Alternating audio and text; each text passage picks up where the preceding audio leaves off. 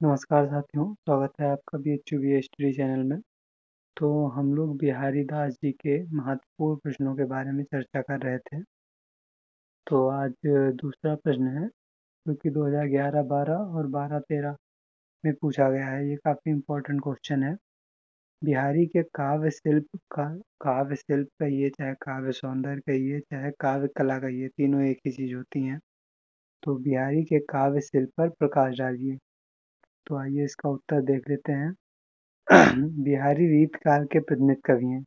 इन्होंने एकमात्र ग्रंथ बिहारी सतसई की रचना की, जिसमें 719 दोहे हैं।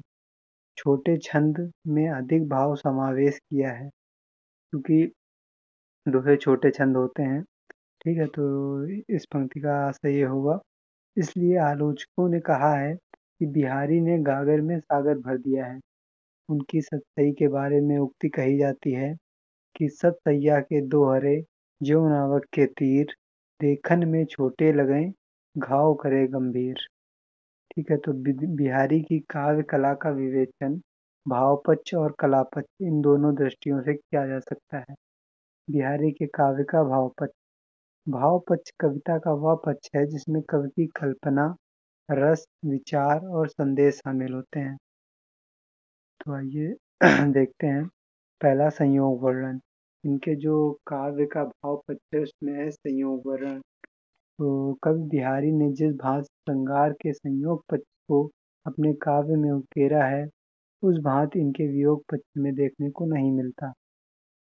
कविवर बिहारी ने संयोग श्रृंगार के विभिन्न पक्षों का मनोयोग पूर्ण निरूपण किया है। संयोग श्रृंगार के बिहारी ने वाह्य व्यापारों एवं चेष्टाओं का भी कलात्मक चित्रण किया है। क्योंकि बिहारी भावोत्तेजक और चमत्कारी संयोग वर्णन में विशेष दक्ष थे, अतः इन्होंने नक्सिक वर्णन, नायिका भेद, प्रेम प्रसंग की स्थितियाँ आदि को इन्होंने निपुणता से मनोवृत्तियों एवं विविध चेष्टाओं को अनुभव बनाकर भावोद्घाटन करते हैं।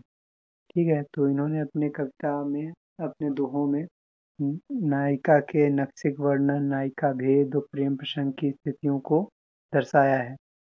इसका उदाहरण देख लेते हैं। बतरस लालच लाल की मुरली धरी लुकाए, सौं करें भवन हंसें दैन काहे न जाए। ये संयोग श्रृंगार का उदाहरण है। वियोग वर्णन। कविवर बिहारी जी ने श्रृंगार के वियोग पक्ष को भी अपने काव्य में श्रृंगार की भांति उकेरना चाहा, किंतु उनके वियोग में कहीं कहीं पर सुंदर वर्णन भी देखने को मिलता है, किंतु उनके वियोग पक्ष में हमें अतिशयोक्ति देखने को अधिक मिलती है। जैसे एक दोहे में इन्होंने लिखा है कि नायिका विरह में इतनी कमजोर हो गई है कि सांस लेने पर भी वह 6-7 हाथ पीछे चली जाती है। इति आवत चली जात उत, चली 6-7 तक हाथ, चढ़ी हिंडोरे सी रहे, लगी उसासन साथ। आप ये लिख के उसके साथ उदाहरण देंगे तो आपका प्रश्न का उत्तर जो है वो काफ़ी अच्छा लगेगा, जिससे आपको अच्छे अंक प्राप्त होंगे। तीसरा देख लेते हैं, विषयगत विविधता। इनके काव्य में विषयगत विविधता देखने को मिलती है। श्रृंगार के अतिरिक्त भक्ति, नीति, चिकित्सा, ज्योतिष, गणित आदि के भी दोहे इनके काव्य में देखने को मिलते हैं। इनके दोहे में लोक संस्कृति, तीज त्योहार, खेल मनोरंजन के अनेक तत्व जैसे होली, लोकगीत, नृत्य आदि वर्णन द्रष्टव्य हैं। चौथा है भक्ति और नीति। इन्होंने अपने काव्य में भक्ति को स्थान दिया है। भक्ति में इन्होंने श्री कृष्ण और राधा जी की अपने काव्य के द्वारा आराधना की है। मेरी भव बाधा हरो, राधा नागर सोए, जातन की झाई परै, श्याम हरिद्युति होए। भक्ति के साथ साथ इन्होंने अपनी सतसई में नीतिपरक दोहे भी शामिल किए हैं। इनके नीतिपरक दोहे लोक व्यवहार संबंधी थे तथा जीवन उपयोगी भी थे। पांचवा, प्रकृति वर्णन। अन्य कवियों की तरह इनके काव्य में भी प्रकृति का सुंदर चित्र देखने को मिलता है। इन्होंने प्रकृति के उद्दीपन तथा आलंबन दोनों रूपों का वर्णन किया है। अब उद्दीपन तथा आलंबन क्या होता है? देखिए, जो विभाव है उसके प्रकार होते हैं उद्दीपन तथा आलंबन।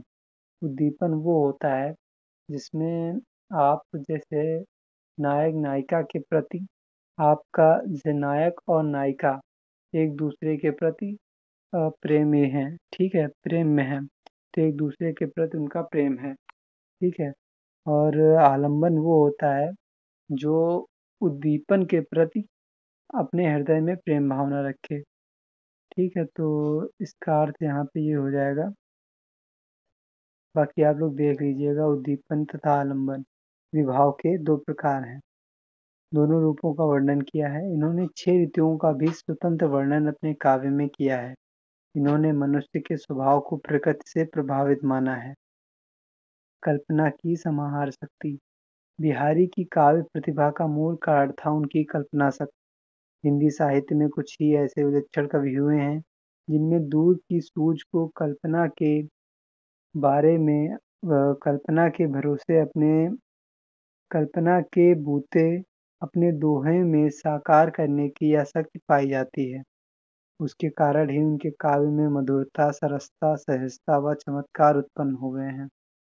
चमत्कार का प्रदर्शन, इन्होंने अपने युग के अनुसार अपने काव्य में चमत्कार प्रदर्शन की प्रवृत्ति का परिचय दिया है। ये परिचय विशेषतः अलंकारों के माध्यम से दिया गया है। बिहारी के काव्य में श्लेष और यमक के चमत्कार अनेक स्थान पर देखे जा सकते हैं, जैसे कनक कनक ते 100 गुनी, माँ दत्ता अधिकाय, वा खाए बौराय जग, या पाए बौराय। तो अब बिहारी जी का भाव पद कंप्लीट हो गया है। बिहारी काव्य का कला पक्ष देख लेते हैं। पहला है भाषा और शैली। इनकी भाषा शुद्ध ब्रज भाषा है और इस पर बुंदेलखंडी और पूर्वी का प्रभाव है। इनकी भाषा माधुर्य गुण से युक्त है। उक्ति वैचित्र, वैचित्र अर्थात विचित्रता, उक्ति वैचित्र का गुण स्थान पर दिखाई देता है। इनकी भाषा में संस्कृतनिष्ठ समासिक पदों की भरमार है। इन्होंने तत्सम शब्दों का प्रयोग कर भाषा को प्रौढ़ और सुंदर बनाया है। अलंकार योजना, इन्होंने अपने दोहों में शब्दालंकार और अर्थालंकार दोनों का प्रयोग किया है। अलंकार से अपने काव्य में चमत्कारिकता लाई है। इन्होंने यमक, श्लेष, रूपक आदि अलंकारों का अच्छा वर्णन किया है। संयोग में अन्योक्ति का और नायिका के सौंदर्य वर्णन, विरह प्रकृति वर्णन में अतिशयोक्ति का आश्रय लिया है। जैसे इसका उदाहरण देख लेंगे। अतिशयोक्ति का है, औंधाई सीसी सुलख, विरह बरन बिल्लात, बिछही सूखी गुलाब गो, छीटो छुई नगार। छंद योजना, इसके अंतर्गत इन्होंने दोहा और चौथा छंद का प्रयोग किया है। ये छंद देखन में छोटे लगते हैं किंतु भावों की गंभीरता अत्यधिक विद्यमान है। सप्त शक्ति व्यंजना, इन्होंने अपनी भाषा में सर्वत्र लक्षणा और व्यंजना शब्द शक्तियों का प्रयोग किया है। आप लोगों को पता ही होगा कि शब्द शक्तियाँ 3 प्रकार की होती हैं, अभिधा, लक्षणा और व्यंजना, ठीक है। तो वही है कि यहाँ पर इन्होंने अपनी भाषा में सर्वत्र लक्षणा और व्यंजना शब्द शक्तियों का प्रयोग किया है। लोकोक्ति और मुहावरे का प्रयोग, इन्होंने अपनी भाषा में लोकोक्तियों और मुहावरों का भी प्रयोग किया है। तो ये आपका आंसर कंप्लीट हो गया है। जो कुछ प्रश्न और बचे हैं वो नेक्स्ट वीडियोज़ में आएंगे। उसके बाद हम लोग कबीरदास जी पर चर्चा करेंगे। धन्यवाद।